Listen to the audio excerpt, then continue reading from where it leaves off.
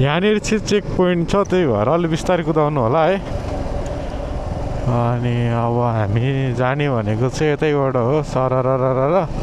अनि यहाँ रोकिरहनु पर्दैन, अब तपाईँहरूको यो स्पिड चेकिङहरू भयो भने चाहिँ रोकिनु पऱ्यो। कहिलेकाहीँ अब यहाँनिर राइड आउँदाखेरि अलिक बढी नै कुदाउने डिस्टर्ब गर्ने हुन्छ नि त।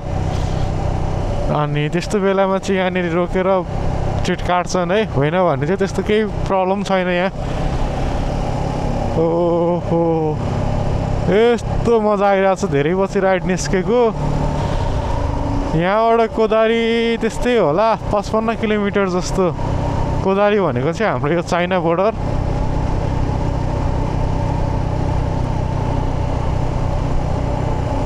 अनि यो ठाउँमा कतिजना आउनु भएको छ छैन है, तर नआउनेहरूको लागि चाहिँ रमाइलै हुन्छ यो ठाउँ।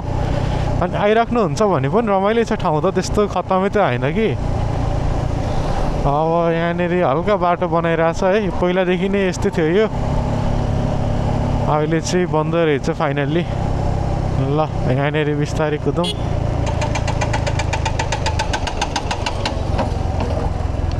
ओहो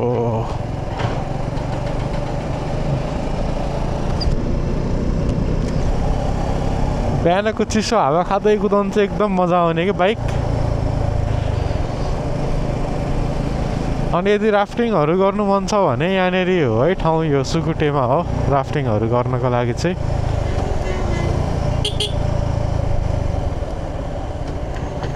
ओह झन्डै कत्रो ढुङ्गाले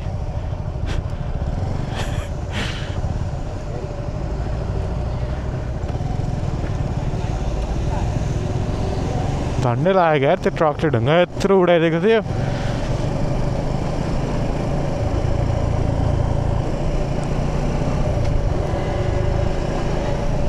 खासमा हामीले यो बस र ट्रकलाई ओभरटेक गर्दै राम्रो हुन्छ है यस्तो बेलामा चाहिँ। यो धुलो खाएर हिँड्नुभन्दा यसलाई बाटो हेरेर टक्क सही टाइमिङ मिलाएर यसलाई ओभरटेक हान्नुपर्छ।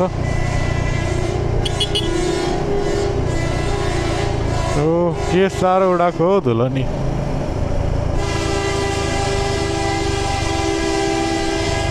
राइट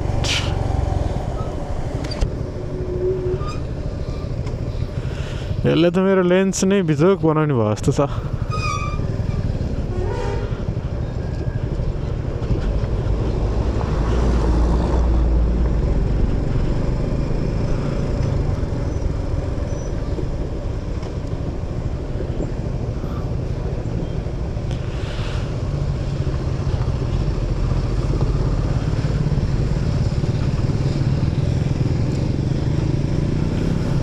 यसलाई टाइमिङ त सही टाइमिङ थियो नि, उताबाट सानो त्यो भेन आइदिएर हो, नत्र यहीँनिर टक्क यस्तो यस्तो खाल्टाङ खुल्टुङमा चाहिँ गाडीहरूलाई अलि टाइम लाग्छ नि त।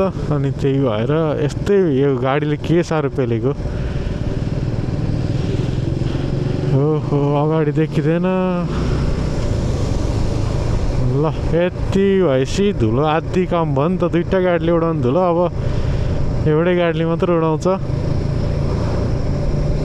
हल्का म क्यामेरा पुस्तिन्छु है, फोहोर भयो कि जस्तो लाग्यो।